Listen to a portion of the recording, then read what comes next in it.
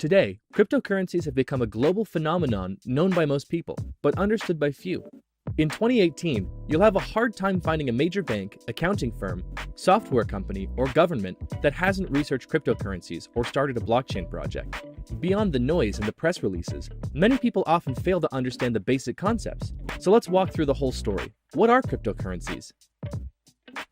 Satoshi invented Bitcoin in 2008 as a peer-to-peer electronic cash system. To realize digital cash, you need a payment network with accounts, balances, and transactions. That's easy to understand. One major problem every payment network has to solve is to prevent double spending. That is, to prevent one entity from spending the same amount twice.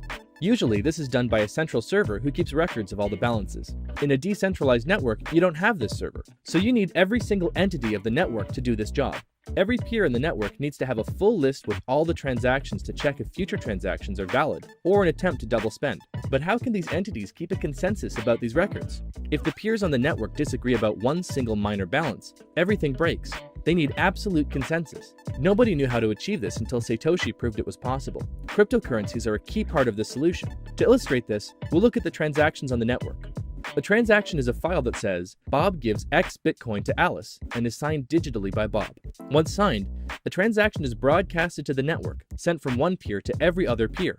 This is standard P2P technology. Nothing special happening here. After a specific amount of time, the transaction gets confirmed. Only miners can confirm transactions. This is their job in a cryptocurrency network. They take transactions, stamp them as legitimate, and spread them in the network.